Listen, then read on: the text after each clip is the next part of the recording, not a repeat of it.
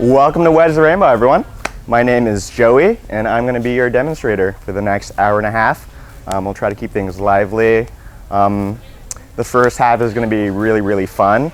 You're going to watch me wedge a lot of clay. We're going to go over a really bad chemistry lesson, what mason stains are, how I use them, how I shop for them is going to be a really important one. I teach over at Higher Fire and Palo Alto Art Center. I've been doing ceramics for about 6 years now.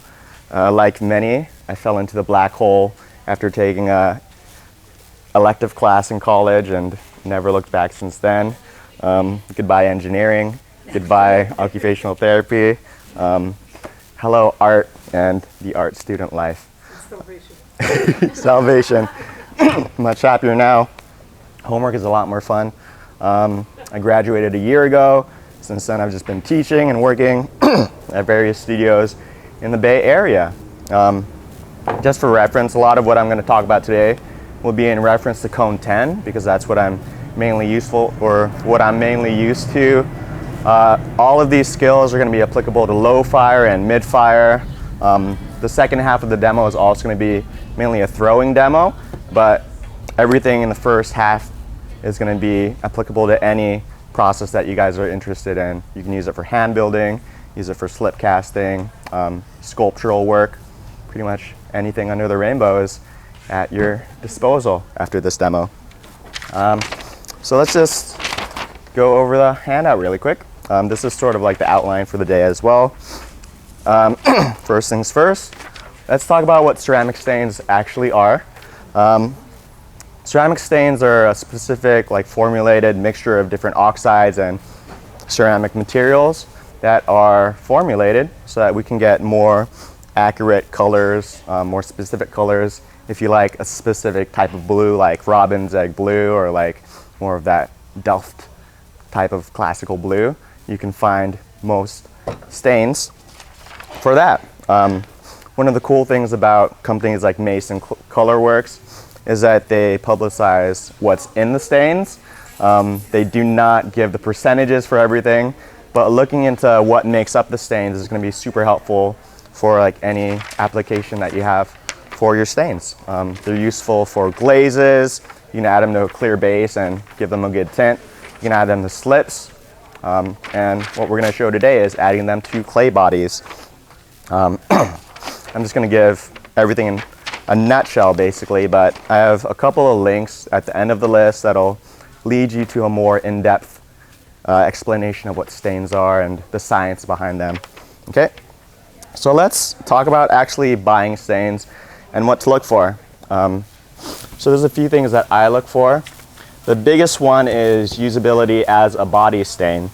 Now, there's hundreds of stains out there almost, and not all of them are really useful as a stain or as a body stain. So that's one of the first things I look for. Most manufacturers and companies will tell you right off the bat if it's useful for a body stain. You can still try them if it's not stated. I've done it to some good effect, but it's not always fully accurate. The second thing I'll look for is firing temperature. And this will be, again, dependent on what you guys fire to. I fire to Cone 10, so I look for stains that fire to Cone 10. The third thing, which is not as important to me because I'm not using it as a glaze material, is the chemical makeup of the stain. Some of the caveats they put in their reference guides are if the stain is going to react weird with certain materials in your glaze or in your clay body. So I would cross-reference your specific clear glaze that you're using and see if that is going to conflict with anything in the stains that you use. The last thing I'll look for is encapsulation. So encapsulation is a special process that the stains can go through to help them achieve brighter colors at a higher temperature. It sort of crystallizes the particles of the stain and protects them from burning out when you bring them up higher than what they're stated for. Now what I have right underneath all those bullet points is just a sampler from Mason's list of stains. This is just a few of the different green stains that they have on stock. Underneath that chart is their little reference guide, picked straight from their website or picked straight from Clay Planet's website. Just look up Mason Stain reference guide and you can find that. Now, the biggest part that I look for or I look at on this chart is that right side, all those random numbers. Those are going to tell you what that stain is going to be useful for. Now, right off the bat, because I'm going to use it as a body stain, the biggest number I'm going to look for is the smallest, which is number 1. Number 1 signifies that it can be used as a body stain.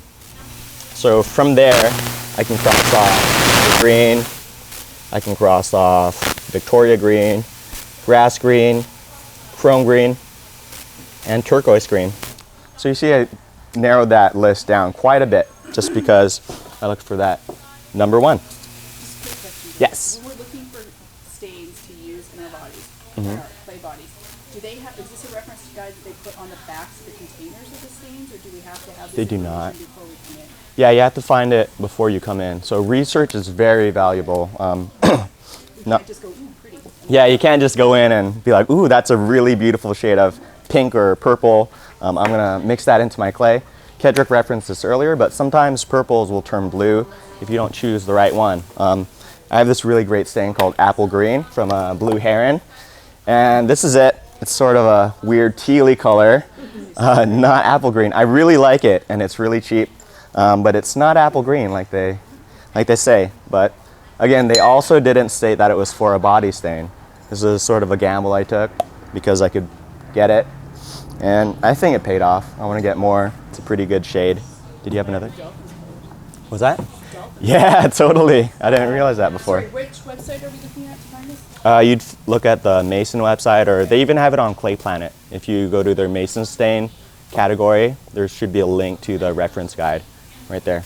Yes, Joan? When you have that fire, is that reduction or oxidation doesn't matter, or is it? That is a great question. I try to test both, or test my stains in both reduction and oxidation. I find that generally oxidation has better results. It's usually a lot brighter than what I have at reduction. Going along with that, this is a giant box of a bunch of test tiles that I made. We can go ahead and pass these around. Let's see. I should have a couple of good examples. Yeah, absolutely. I think that's what I'm going to do. So I pulled out a lavender color, which is one of the harder colors to get. I think when I was doing my research, it was the only one that actually met all my parameters. So let's pass that around.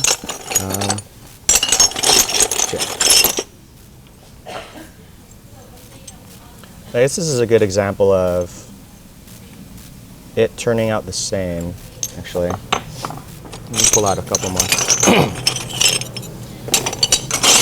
It's also just a great sound. It's like a really clunky wind chime in a box. A lot of fun. Let's see. Let me try to find a better example, actually.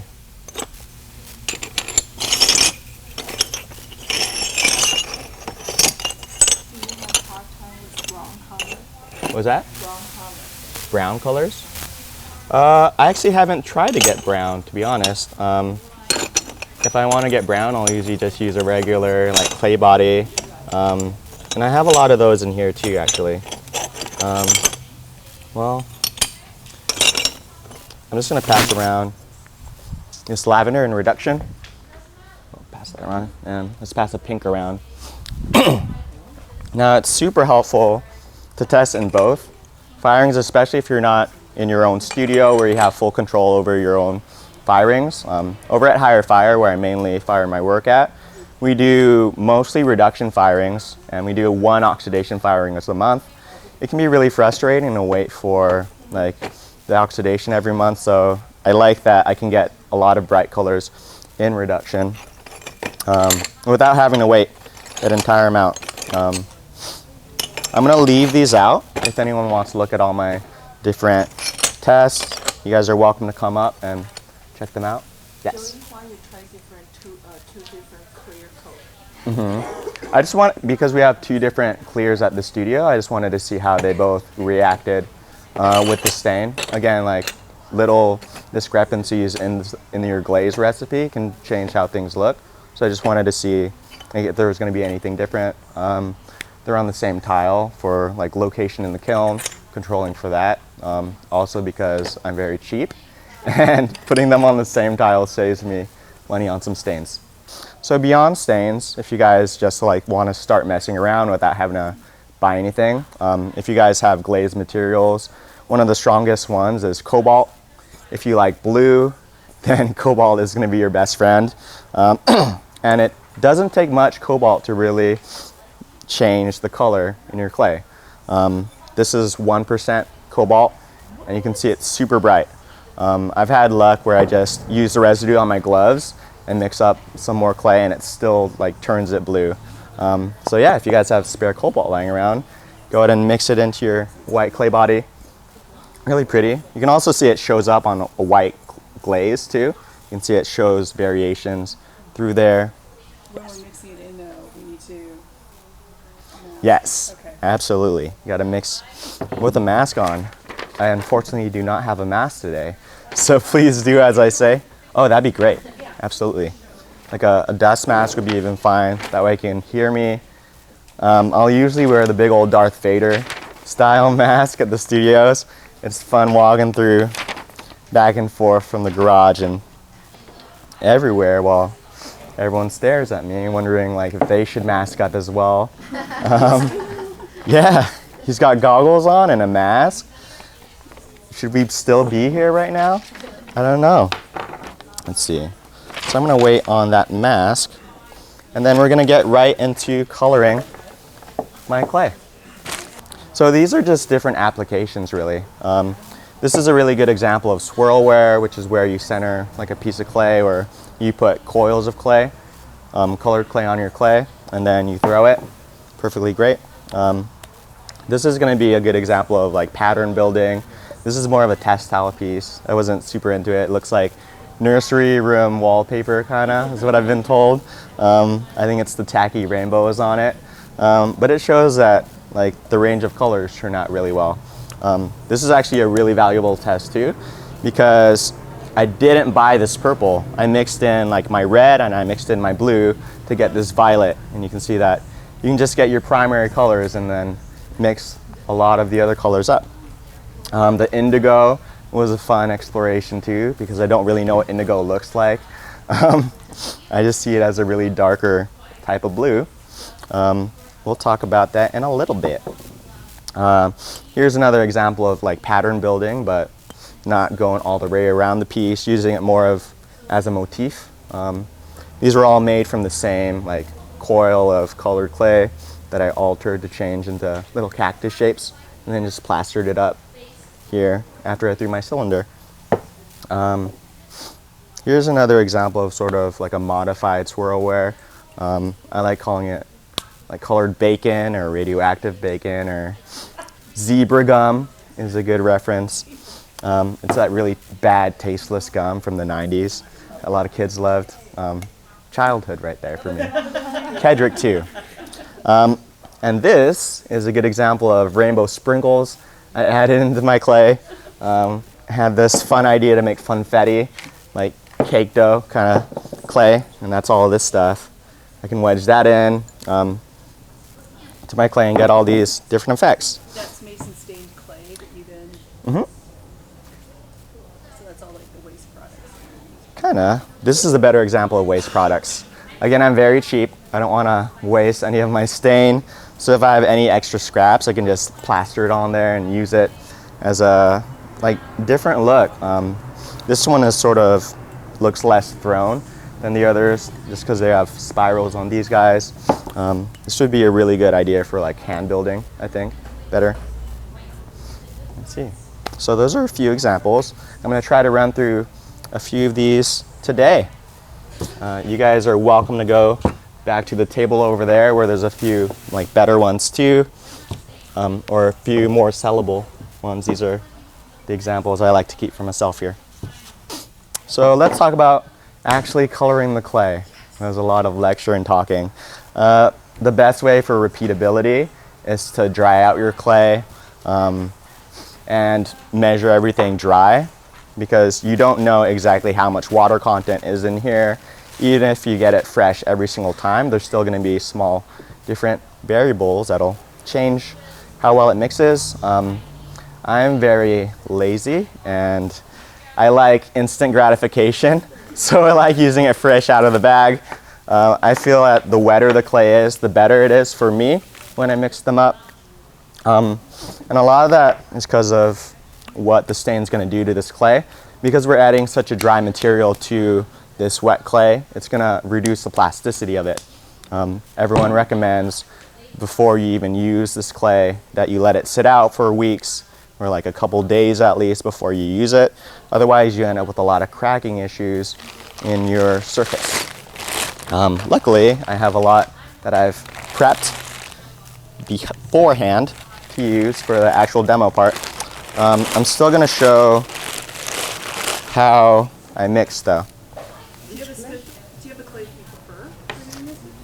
I usually prefer porcelains. They usually end up a lot clearer and a lot brighter. A lot of my students were using B-Mix, which is just like poor man's porcelain. It's a really good solid clay body. I like it a lot. It's a lot of people's like go-tos. So if you like B-Mix, go ahead and try this out.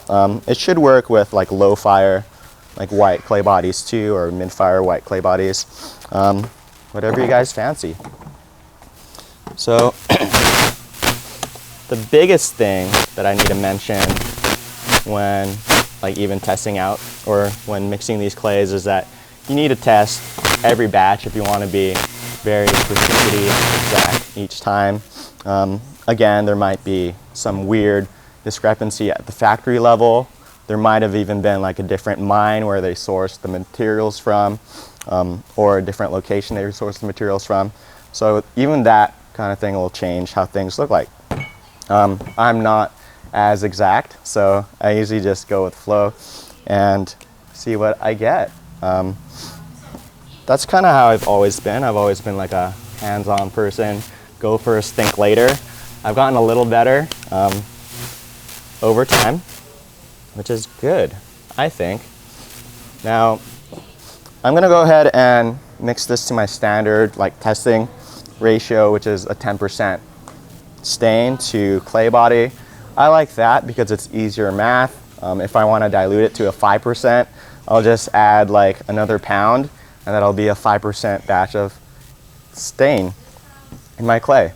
You can use grams or pounds.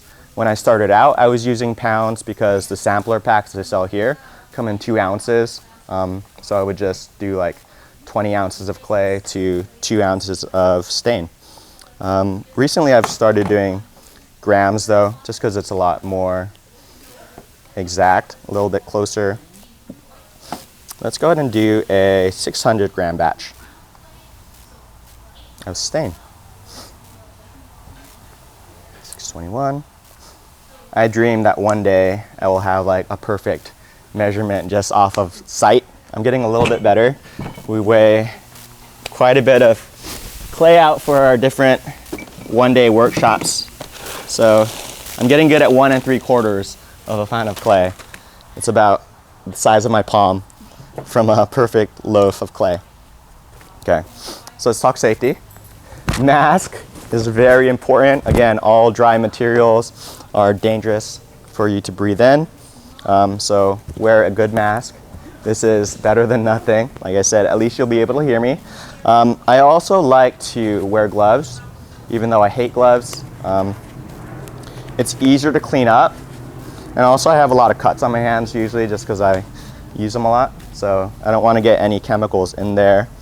I sort of care less when I throw, but that's just because I'm less in there than right now. So let's see. So let's start. Now, when I'm doing a larger batch, sometimes I'll even just cut this guy in half and then add in the rest of the clay later, because I can't handle the like full, like if I was going for a 5-pound batch of stained clay, I can't really handle that in my hands as easily. So I'll usually do like the full concentration in a smaller batch of clay and then add the rest later on, fully homogenize it. Just makes it a little bit easier on me. I noticed that when I was mixing all the clays like one after the other, I'd spend like a couple hours just mixing from red to violet, and then I'd be super tired and have to go home and sleep or something afterwards. So there's nothing wrong with starting off smaller first. Now you can see I have a little pinch pot here, and I'm gonna sort of use that as my basin for my stain. Again, it's a little bit more direct than mixing it up in a cup. First, I'm gonna give myself a little bit of water using my fancy soy sauce squeezer. I'm gonna zero out my scale, and let's go ahead and put in some stain. Now, I'm gonna go ahead and write that down because I'm really forgetful. We're going for a 600 gram batch, I think. So I'm gonna write that down. Very important. And no one's perfect. I definitely am not. So having any written record is gonna help you later on down the line. Let's see. So I'm gonna go ahead and zero it out again and start mixing it in. Now, I don't like to put the full batch in at once. I like to sort of mix in a little bit. There I'm at 10 grams, which is 1/6 of the way there. So you can see right there, it's in the little puddle. And then I'll make a little slurry with that clay. And then I'll start mixing it in. Very technical. Not really. I'll start off low and then add to taste, really. It's just gonna change a lot. So another strength to using gloves when you're mixing or wedging the clay in is that they're not gonna absorb any water from the clay like your hands will. So you're gonna counteract a little bit of that plasticity issue. Okay? So I really just roughly put that in there. I'll zero out again. Add a little bit to taste.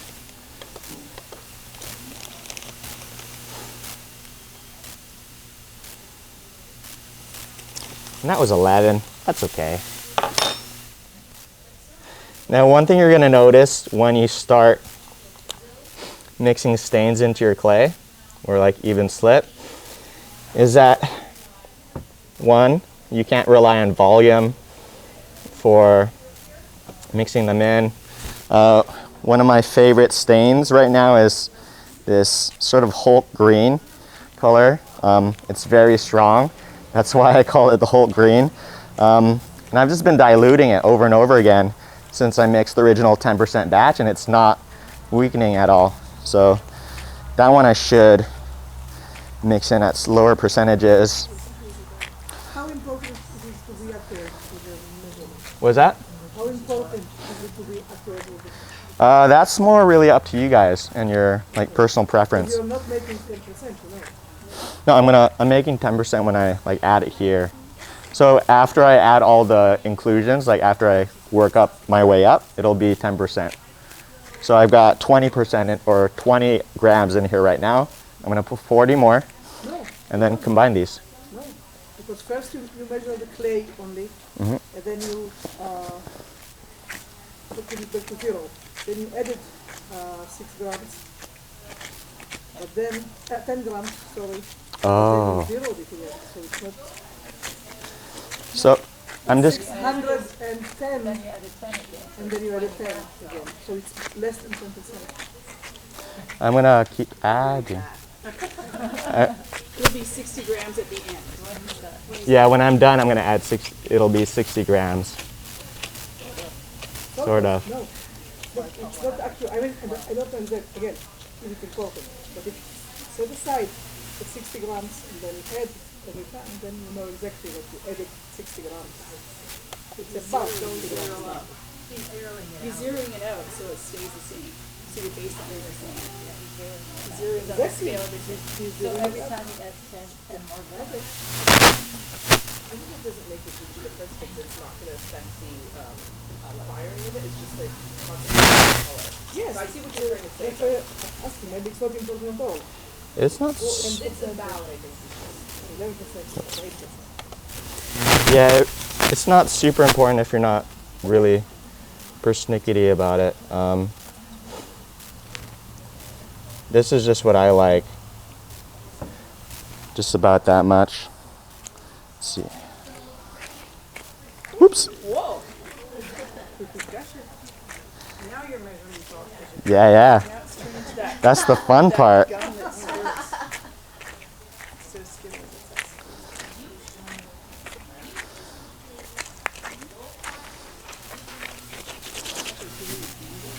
Do you have like a dedicated board for particular color ranges that you're using so that we don't cross-contaminate in your studio?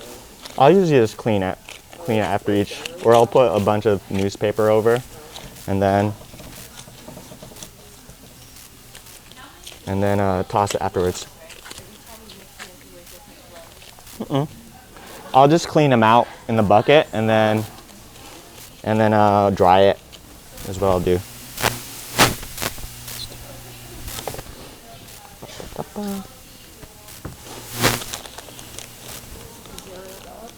Yep. Let's see.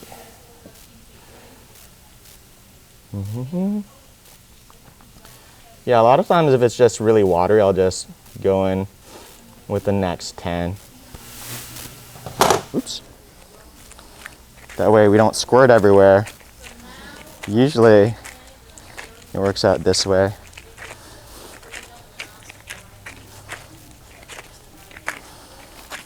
I also chose orange just because it's really easy to see.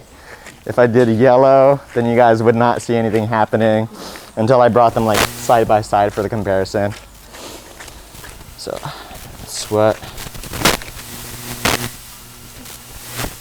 I did. Let's see. Are we at 4 now? I think. Let's see.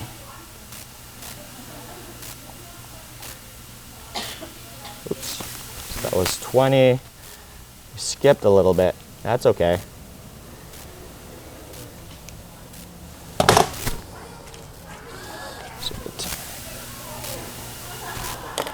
Have you ever gotten to saturation where it's just like, it's not going to work because there's too much in there? Not so far. That'd be fun to test though. That'd be fun to test though. Go like 30%, 40. Instead of wasting the mason stick, it costs money. So You can always add more like base clay though to it, which is good.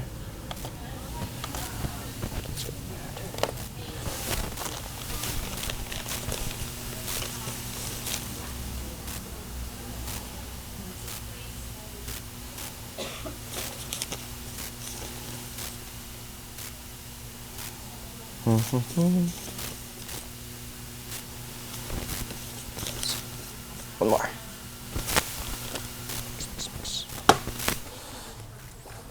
All right. I think that's all I'm going to add.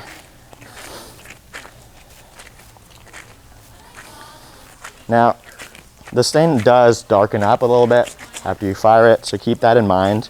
If you're just going to do it like by eye or just what you see, I would just expect it to get a little bit darker after the firing. All right.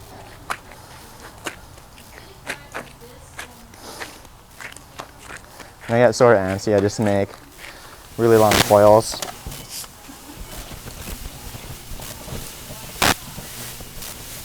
Just roll it up.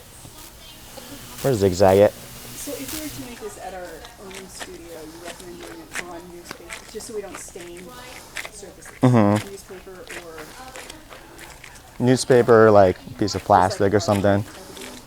Something that you don't mind. I'm just gonna clean this off later anyways. It'll be, we'll clean off the yeah, it'll clean off pretty good. haven't had any issues of staining, except for my clay. Can you hand squish it as opposed to a real wedging of the mason stain into the clay? Not really, just because it's a small amount and I don't want to like wedge on this table. I think it's a little bit easier this way, especially if I was doing a bigger batch. This table would probably fall on the ground. Not what I would want. Okay.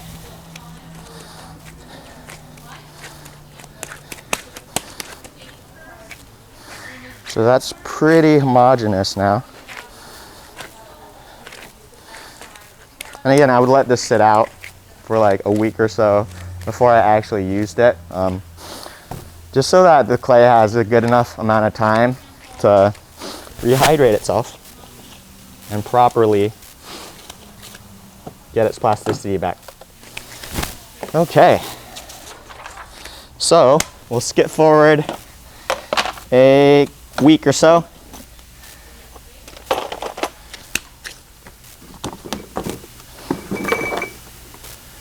Another great thing to have on hand is Ziploc bags. This really makes sure that they stay nice and airtight. I usually just put the loaf in there, close off a little bit, get all the air out of there, and roll it up really well. And let that sit out for a little bit. It's good to mark it on there with the code that you had on here. Mine is blue heron stain orange. And this is the only orange I have right now, so I'm not super worried about mixing it up with another orange. I'm sorry, I don't understand why you make it this. Oh, because we are adding all this dry material into the clay, so it loses some of the plasticity. Like if you've ever had clay go really short or like crack when you bend it over, that's because it didn't rehydrate enough. So if you've got really fresh clay that's kind of wet, it's better to do it with that than. That's my preference, usually. Let's see. So let's pull out the actual cane. So after doing this 7 times, getting all the colors out, you can make an actual rainbow. I'm gonna go ahead and clean my hands off so that when we actually make the patterns, I don't get orange over everything. That's gonna be helpful. Right there. Nice and clean, no waste in using gloves. Also gonna put this board over because of our little accident. Let's see. Clean, good as new. I do have a clamp on here just because I don't want this rocking all over the place. If you're just gonna work directly on a table, it's not as necessary. Let's see. So I'm gonna go ahead and pull out some canes now, and we'll talk different strategies for doing some basic like patterns in here. This was the big guy. This guy's been sitting for a couple of weeks now. And this has been the basis for all my really rainbow colored pots that you'll see. Like this is the same cane that was on here. Also, all the pots that I have over on the table by Fred Yokel's earlier demo. That's where all this came from. Let's see. So let's go ahead and cut that in half. Just show you guys what it looks like better. Now when you first make it, it's not gonna look all too great until you cut the cross section off. And then you get that really nice, like clean color.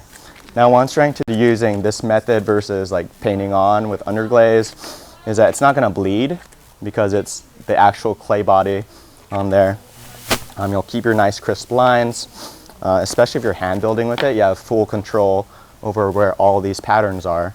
Very versatile, a lot of fun. And again, you have this like repeatable pattern. I can master entire vase with rainbows if I really wanted to. I have a double rainbow, triple rainbow, quadruple rainbow. As many rainbows as I want in there. Okay? Let's see. Now you don't have to make rainbows. One of my favorite options is keeping it really simple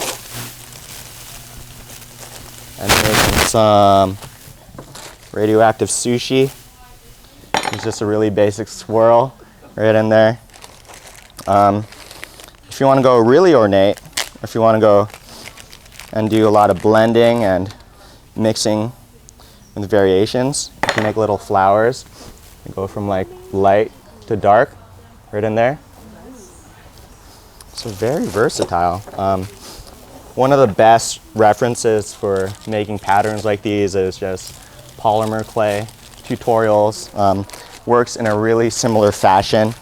The material is different, so you have to account for that. Like polymer clay isn't water-based, so it's not going to dry out when you use your hands on it or when it's on a board. So we have to do a little bit of adjustment as we work. So I think we're going to go ahead and start off with making a little gradient first. So we're going to start off with that because that's a really useful building block for a lot of different patterns. Okay? Let's see. So I'm not going to measure all too well.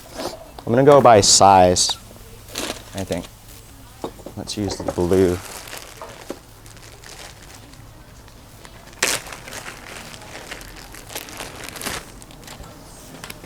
the price, were you using the 5 Mason stand? Which color is the most expensive? You know, it really depends. If it's encapsulated, that's going to definitely crank the price up. A lot of brighter colors like red are usually more expensive. Specific mixes can be more expensive than others. Like there's 4 different blacks. There's best black, which isn't the best black in all senses. There's cobalt-free black. There's a general black, and there's like onyx, which is black. It's really all to taste. I'm not entirely sure which of those is the most expensive. My guess would be best black. That's what I've been using. It can turn brown though sometimes, so that's one of the reasons I don't say it's actually the best black. Was that? Might be. I don't have the list for best black up here. My guess would have been like manganese or something. That turns things pretty brown. So let's do a blend.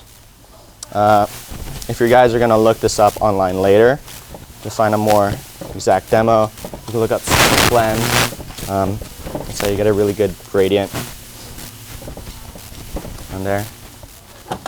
Another tool I really like are thickness strips when I'm doing demos. I don't have to go to the slab roller this way, and this is how I was taught. We had a really clunky and bad slab roller at school that nobody liked at all, so I usually just resorted to using the thickness strips. I'm just going to go for a 1-inch thickness. I think this is 1 inch. Half an inch? Oh yeah, that's half an inch. There we go. Half an inch thickness. Thank you.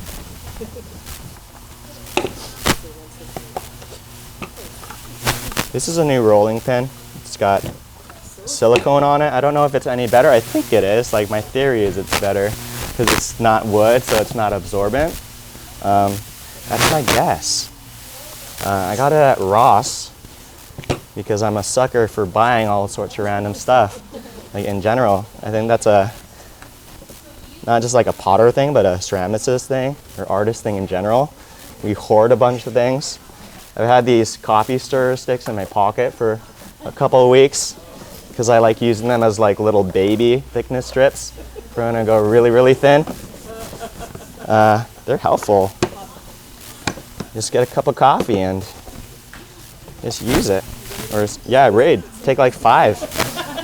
Another fun tool is boba straws. I like it for fluting things and putting big holes in things. My classes were more skeptical about that one, but I like them. I have like a dozen now that I just hoarded. I'm just going to use this as a straight edge. So what I'm trying to do now is get 2 equal rectangles of this blue and this white.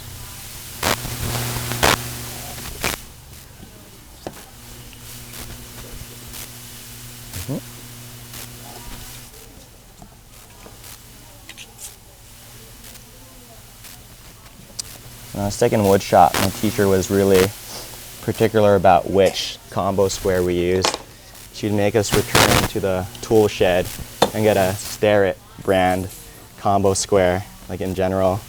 Because woodworkers are way more exact, generally.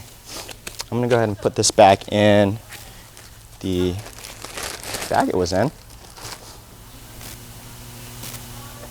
And this guy I'll put off to the side here.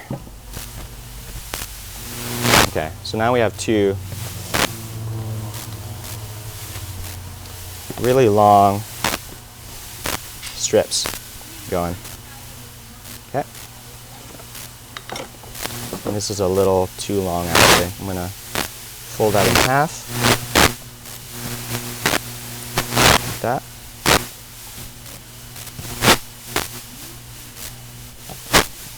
So now I'm going to blend these two so there's a gradient from white to blue on these. Now there's a couple of ways to do this. If you want like a full 100 to 0% gradient, you'll do this in layers by making like 2 triangle slabs, corner to corner.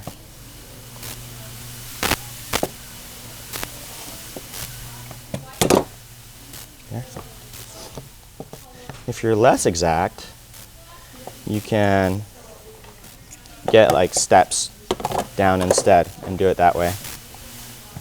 Okay, so I got 2 triangles now.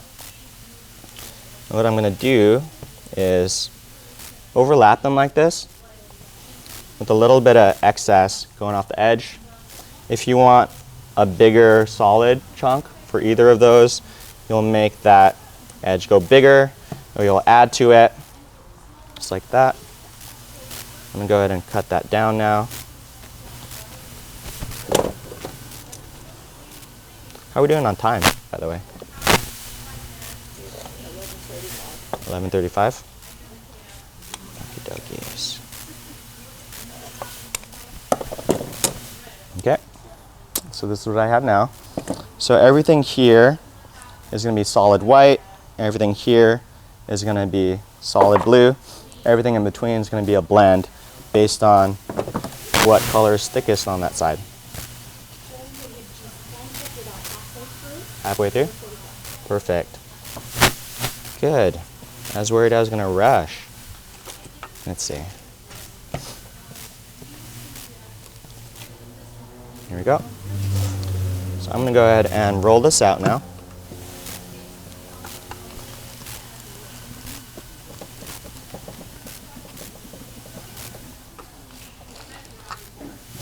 Let's go even thinner actually. Let's go for less than ½ inch. Let's go for these guys.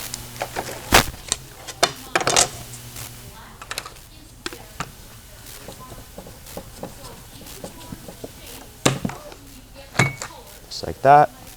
It distorted a little bit. I'm not going to be super exact about it.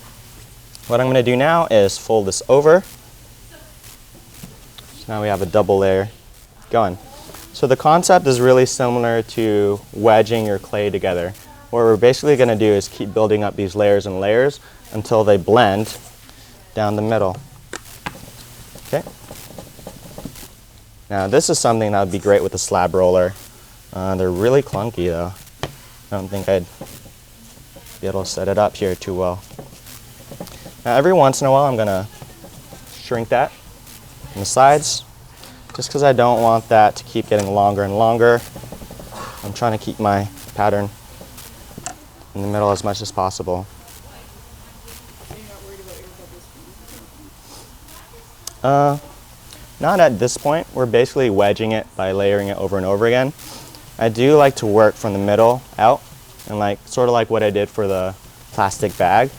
I like push the air out as I do this.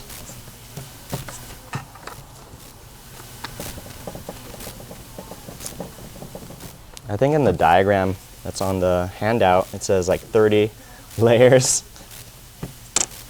Maybe we'll go halfway for the full effect at least. 30 folds. Yep, 30 folds. Do you really count? I'm just doing it to, like what I can see, basically. Like I can see it slowly starting to blend a little bit. I don't know if you guys can see that all too well, but you can see like a little bit of that blue coming through. I don't know if that's from that or not.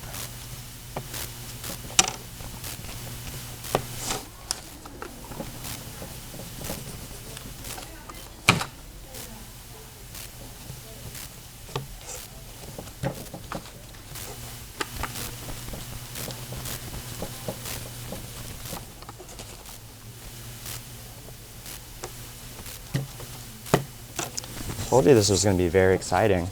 So much action going on. It's getting there. You can see it starting to poke through now. So this actually is the exciting part. Now that it's actually like showing something. Stay true to the course. Don't be like, oh man, I'm really bad at folding these layers in. It's not showing up. No. I do like to switch places on the board just because I'm really building up the moisture there. I don't want to have this stick there. Now, as long as you're blending it, or as long as you're folding at the same axis, it'll blend into a gradient. Oh, right there, you see it starting to poke through? Yep. If we folded this halfway, like hot dog? No, hamburger way, that wouldn't be what we're going for. Okay. I think I need to dry off my thing now. Almost there. It does a little bit. You can see like that cracking starting to go up. That's where that plasticity is. Kinda. It's also because it's sitting out for a long time without adding water, and the board is sucking up a lot of that water out of it. So this is going to be like another week of drying. You guys ready to come back next Saturday? No, I have pre-prepped stuff. You could do this like the same day you mix the clay, actually. Do you add water? Do you want this purpose at all, just to, if it starts looking really dry? Yeah, I'll spray the bag a little bit. That way it creates a little atmosphere in there. There we go. Yeah, not the clay too much. It'll inadvertently get some.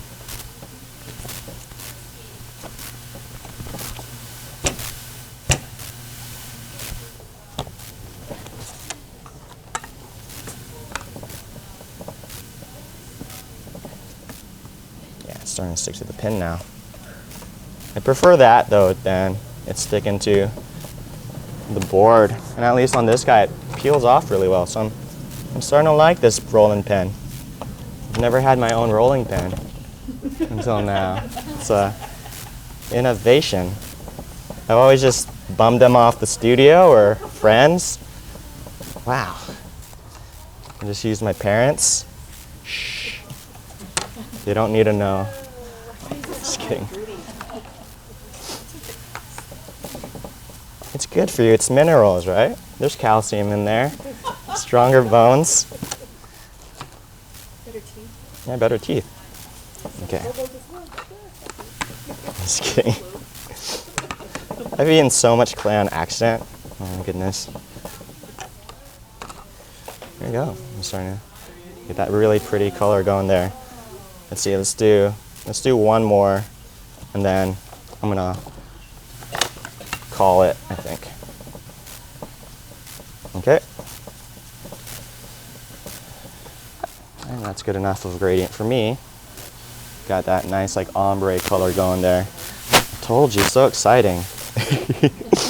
Now what I'm gonna do is turn this into the base for the flowers. Okay, now the way we do that is we're actually going to start elongating this now, and then we'll fold it over in a zigzag accordion pattern. I'm going to go with the thinnest I got. Make sure I pull it up.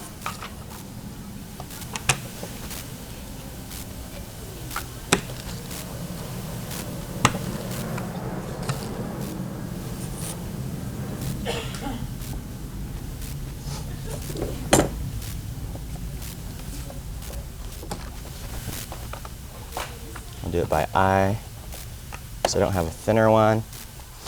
Okay, let's just true this up a little bit, comparatively at least. Nice. And when I do this at the studio, I slowly migrate from table to table. It's on accident. I'm usually good about it and go to the garage where I'm out of everyone's way, set up my own plastic table or a cart or something.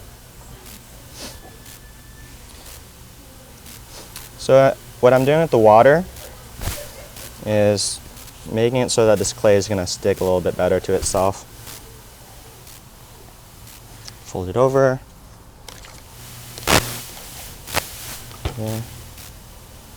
And again, I'm working from that seam or that fold outwards to push any air out where I'm going.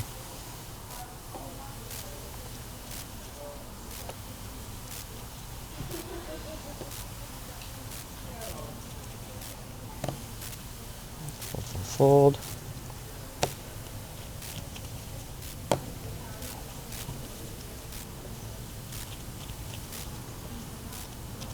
And now we have a nice little concise block. I'm gonna go ahead and pat that together. So also do a little bit extra pushing out.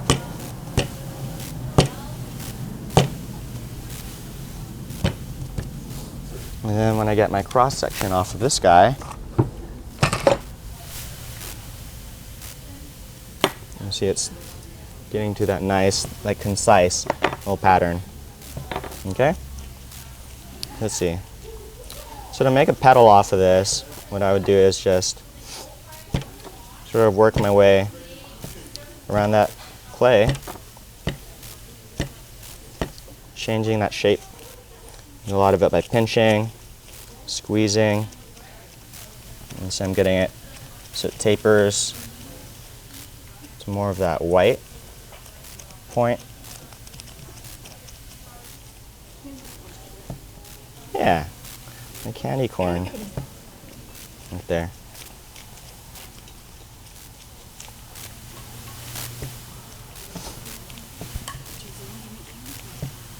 I could. I got yellow and orange and white. It's seasonal though, and I can't think of anyone who actually likes candy corn. I don't like candy corn. You like candy corn? Okay, I'll bring you some next time. Okay. Okay. So what's nice about polymer clay is you can just squeeze this out like indefinitely almost, but because this is clay, it's getting really short. This is when my handle pulling skills come in handy. I'll go ahead and start like pulling this guy out. And as long as we keep that cross section the same,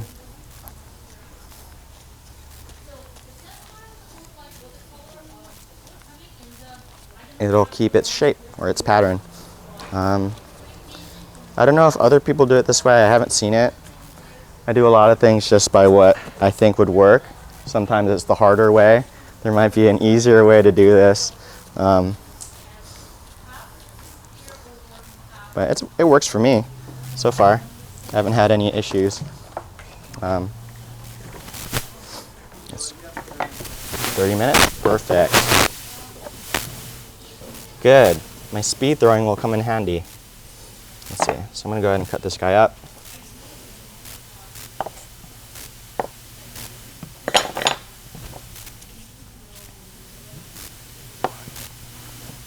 I'm gonna use that as a measurement just so I can keep them around the same length.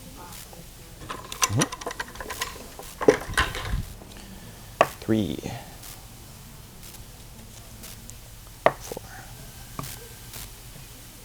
5. Well, we'll make an orange core for the flower. Whatever works. This is a fantasy world. I'm sure there's one out there. Let's see. Clean up my hands really quick. I do need the bucket though. You can put water on.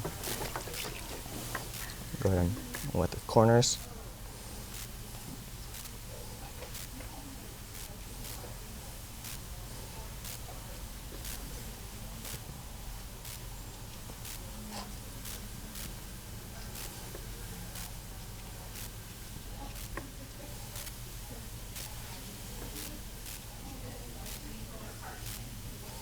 Let's do a 5.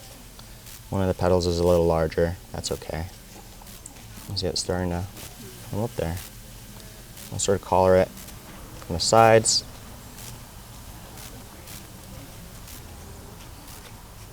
Swings it again. I'll cut that guy. You can see the basic cane being formed. Got like a little star in there. Now I can go ahead and cut in there and fill in with like a different color to differentiate those petals more. So I want to. Like I could even just take this guy and like cut in and then fill in with another clay. As long as I reseal it afterwards, there won't be too much of an issue of air bubbles. I could even have done that earlier on. Oh yeah, like candy. That's another good source of inspiration is like candy, making in general, glass, the Marinis and Millefiori kind of look. It's very useful. Okay, let's switch gears and let's try to do some throwing.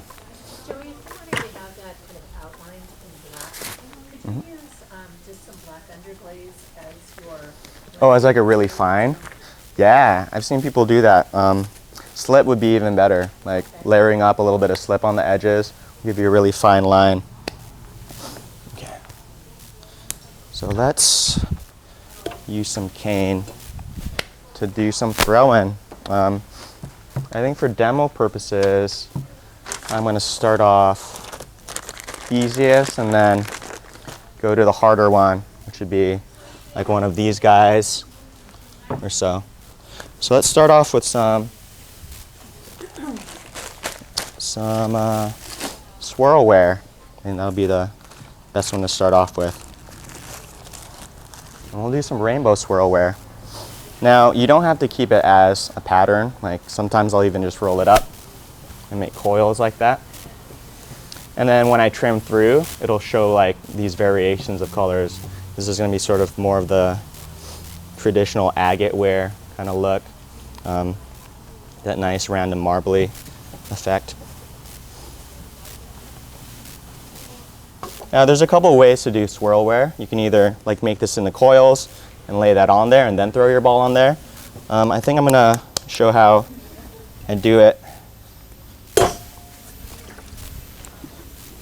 after centering a piece. Oops. Is this a new wheel? This is nice. This is really shiny. I've never seen these. It's a luxury. Okay.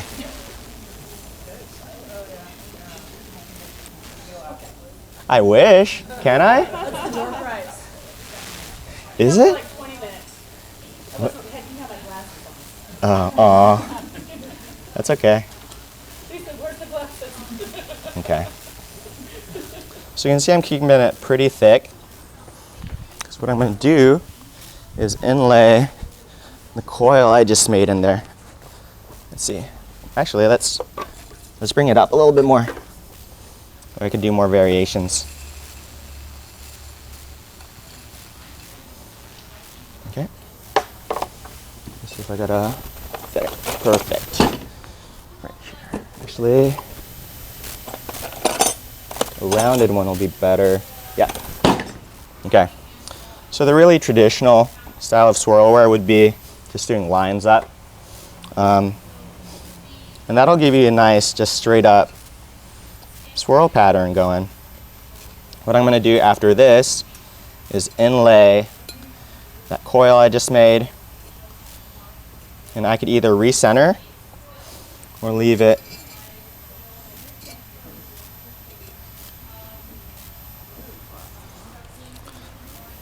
the more you do, the finer it's going to be.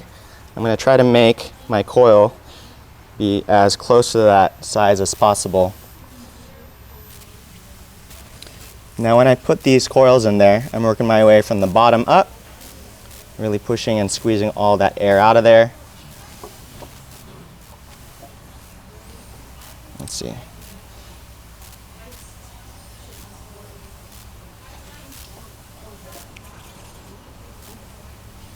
I'm going to alternate. I'm going to let some of it wrap up inside the cup, and I'll let some of it stay outside. Now if you don't wrap into it, you're not going to have any overlap into your piece. Sometimes I find that when I just leave it here too, it's not going to go all the way up to the rim. So.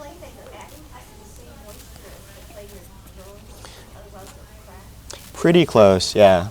If it's way too dry, it won't work all too well. Yeah, and during the drying process, because they shrink at different rates, it's not gonna adhere as best as well. If you guys don't want to mix clays or mix color into your clay, you can do the same thing with different colored clays in general. I've had pretty good luck doing even Black Mountain in porcelain, which is surprising to some people. I found that the consistency is really one of the defining factors of if it works or not. I tried it. Doing compression too, right? So even if they're two different clay bodies, you're going to compress them. Yeah, absolutely.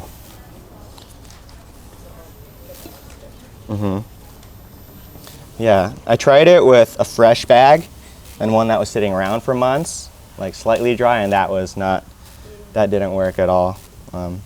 That one I had no coffee in after I filled it up, which is not the goal.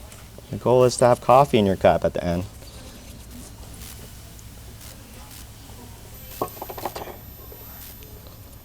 Probably wouldn't work this fast since you're working on your own. Oh, absolutely not. It's too hard to do this. I know. Yeah. I feel bad, like I semi-compromise when I do demos.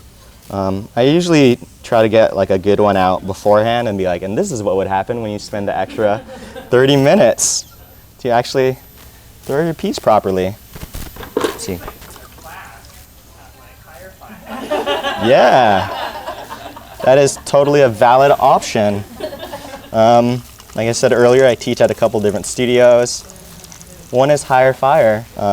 This was my November intermediate class that we had going. That's why I have so much stain, actually. I did like a big bulk order for all my students. They paid me back, of course. We had a good time, third week of class, just all in the garage, in the cold at night, mixing clay together. It was a lot of fun.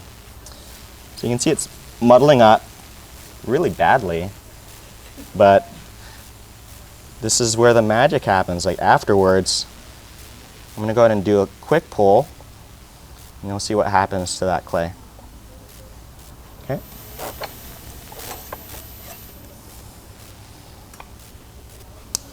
And see, now it's starting to wrap around.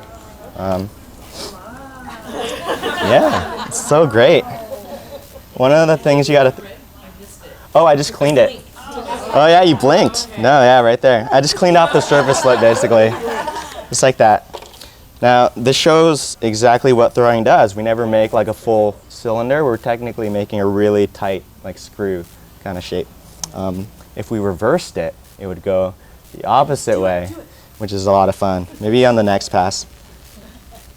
I need to practice that. I think that's one of my weaknesses as an instructor. I can throw lefty like 50% of the time.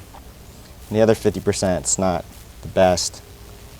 I have to bail before I mess up the piece even more sometimes.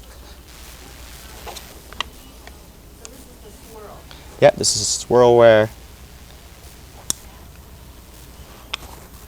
And the best effect is after you even trim it. Like if I let this dry out a little bit and then I trimmed it, you get the cleanest lines, less of this muddiness. If you go too thin on your coils, when you trim it, then you'll get a lot of white popping through. So don't be shy about using pretty thick coils. Open thick so that you don't have to worry about cutting through the wall when you do this either. Let's see. Let's try reversing it. Let's see. Why not?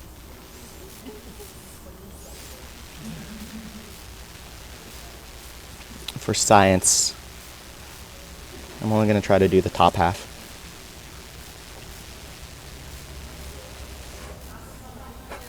It sort of like unwinds after you throw it is the thing. Like if you don't like that total windiness, then it'll unwind it a little bit. Do we have time for a torch? Here, let's try. I gotta dirty my beautiful apron. Oh no. I hope you guys noticed Cedric and Joey had matching aprons today. We still have the matching aprons. It's okay. That's on pizza. What did you think? It's the uniform, I told you. It's the new Higher Fire uniform. Casual Fridays. Or fancy Fridays.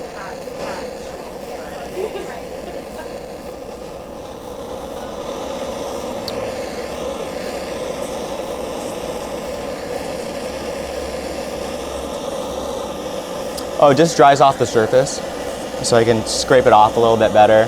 Right now it's just smearing because it's too wet. Yeah, it's working a little better. Okay. I'm even just gonna do the unthinkable and use a trimming tool. Cheating. Just kidding. It's a totally valid technique. Sometimes I'll just take a trimming tool to the bottom of a piece to get a little bit of excess thickness off. It's not like you're having someone else throw for you. No offense to our corporate event students. Oh man. Okay, it's hard. What do you do? The trimming tool. It's hard to see what you're doing with this swirl. I'm trying to clean it off is the main thing. It's not too effective right now though. So I'm just gonna do it by hand. You can see that I'm just trying to pop it through the muddiness.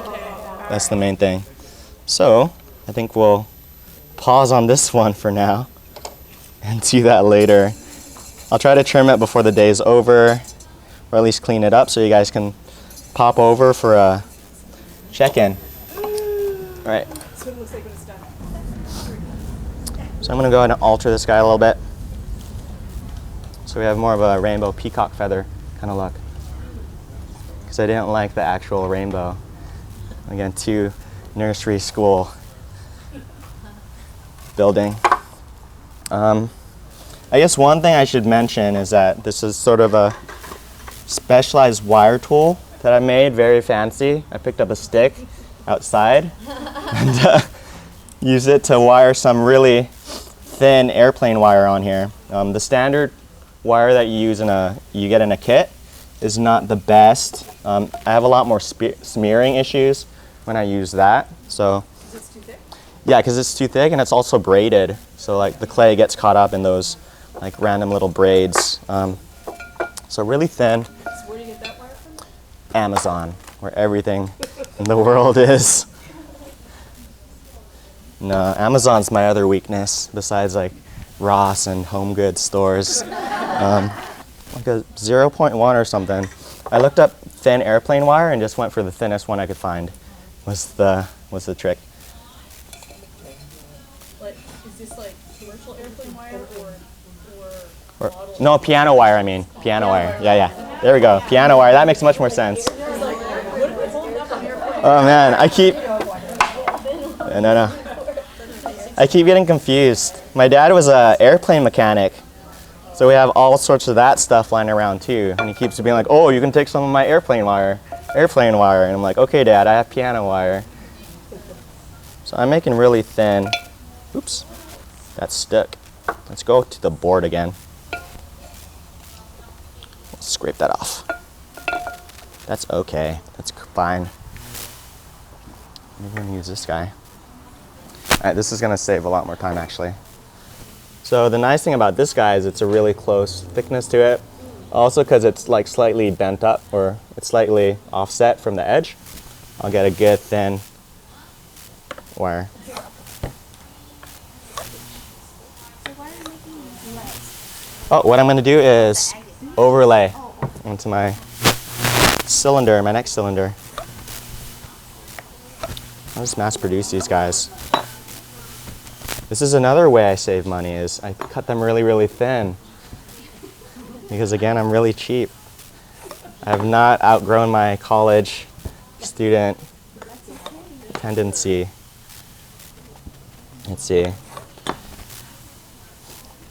This would be really cool on a mold too.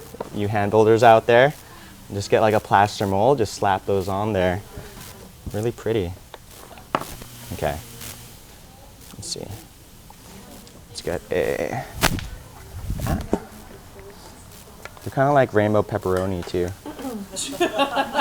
Like really, really big ones. They're like starburst color. Peacock feather too, yeah. Christina Chang said that too. Or eyeballs. The world is your oyster. Oh, so. Oh my god. Let's clean off my wheel. So what I'm going to do now is throw a taller cylinder and then overlay my rainbow peacock feathers and then stretch out.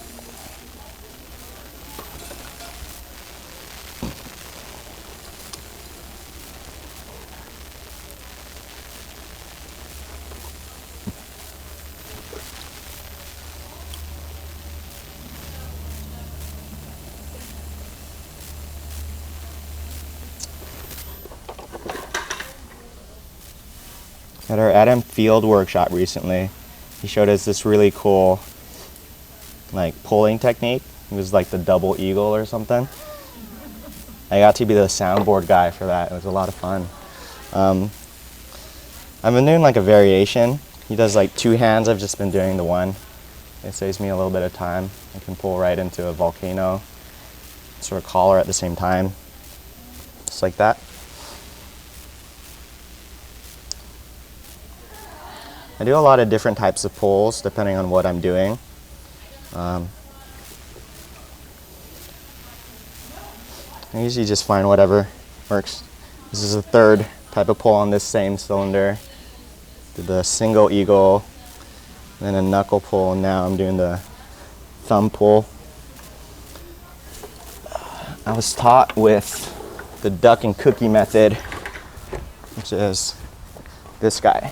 I've long since called it the sleepy duck because the duck is sleeping on the side right there. His head is right there laying on the side. And he wakes up really slowly.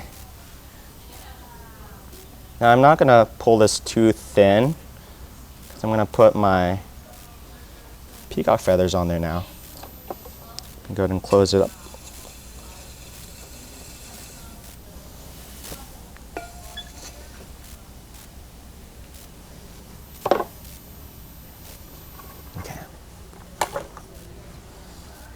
So I'm going to go ahead and pack these guys on there. My clay surface is pretty wet right now, so I'm not super worried about putting on much water. And I'm going to roll this guy up.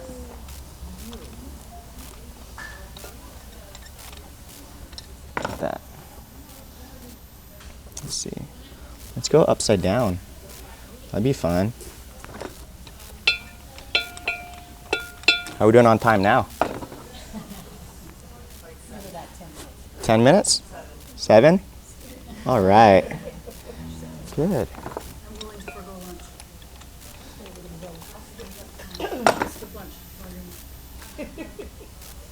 No, I'll get us out of here. To have lunch as well. It's okay. I'm used to not having lunches. Papers, you know, even though it's been a year. Let's see. Now sometimes when I'm rolling it on here, I like distort it on purpose. Give me a little bit of a better bond, and also I can expand my pattern a little bit, just the tiniest bit this way. Again, I'm saving stain money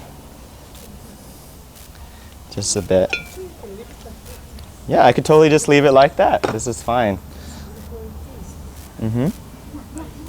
But yeah, I'm gonna go all the way. Let's go all the way. I think I have enough. Let's see. Yeah, let's go upside down. Need to cut a few more. Tuck these guys up. Yeah. Hand builders, you can just slap them on a cylinder, slap them on a form you're working on. Slip casters, slap it onto the side of a mold that you're using, and then fill it with slip. You have these cool overlays in there. If you guys want to see more of this style of stuff, I'd look up Corey Brown. He's a MFA student, unless he's graduated from Alfred. He does a lot of cool pattern work. Yeah, so every time I'm doing this stuff at work now, everyone's like, oh, did you see the guy at Encapsulation? I'm like, yeah, Corey Brown. I've seen it. He's way more precise. He does really cool like floral work. I've been into more of this, the patterning lately.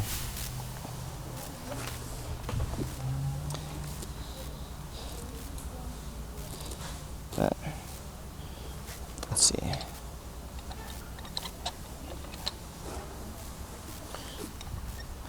He uses this really cool like wooden wheel thing.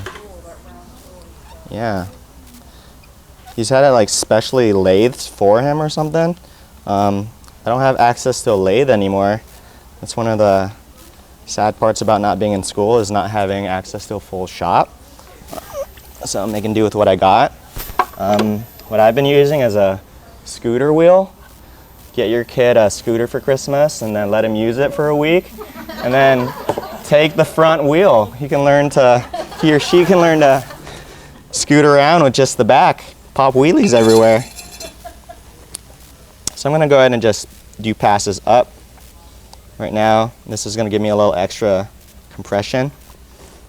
And you can see it's already starting to distort the pattern a little bit. Give you a little bit more of a psychedelic kind of look. I'm compressing out from inside with my fingers like I would at the rib. Sometimes I could even do some slight pulls if I want to distort it more. On top of the inlays? I haven't done that yet, but you can see it's starting to wind up. One of the issues with doing inlays like this is you're creating a lot of inconsistencies in your wall. Yeah. If you guys came over and you felt the inside of this wall right now, there's like ripple, ripple, ripple, ripple. I'm not going to see the inside, which is great. I'm going to close it up later, probably. Oh, that'd be cool. We'll see. I'll try to stretch it. I think I've got a good amount of compression on the wall now, so I'm going to go ahead and start stretching. Just got my finger curled on the inside.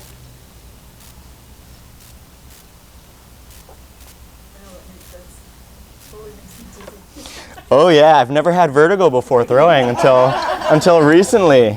I did this really tall spirally or swirlware one recently, and I had to take a couple breaks. I'm not gonna lie.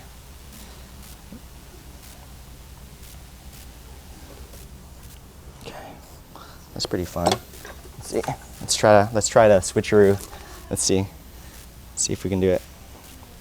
I think it's just gonna unwind a little bit is the thing. I can't watch that. One thing I want to try to do is rig up a wheel with 2 pedals, and then I could just do left pedal like the other way around. And then I need to learn how to do that. Yeah, you see it like unwind it a little bit from where it was beforehand. Let's see. So I can go ahead and color this in a little bit too, if I need to.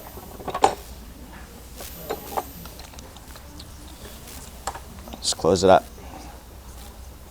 I'm just going to fold it over basically. Why don't you use the tool that's under your wheel, that's the fabric covered cylinder? Which one? There's a long Oh, cylinder under your wheel. that one? Oh, this one.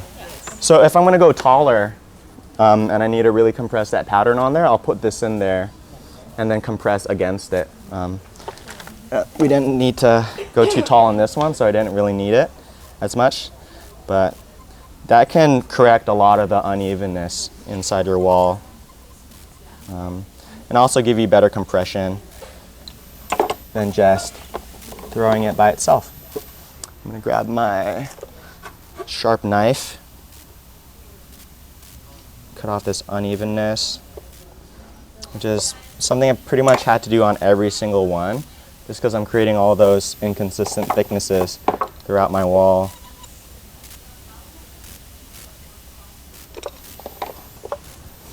Yeah. Let's see. Let's get a wooden spoon in there.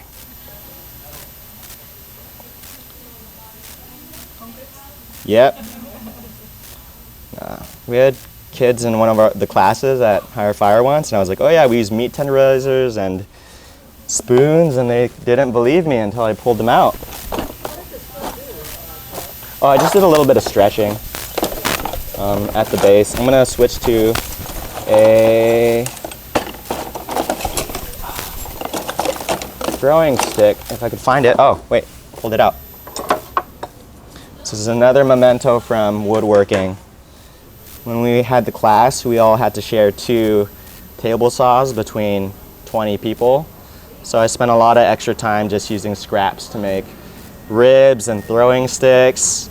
And I still didn't get my turn at the table saw, unfortunately. Joey, once your badge is getting close to falling into your pot, as you're leaning forward, yeah, Thank you. cut off. Let's see. So I think that's it. Yep. I think so. I think I just made it. Rainbowy. All right. Thanks for coming, you guys. I hope you guys got something out of it. Sorry about all the fumbling. Busy?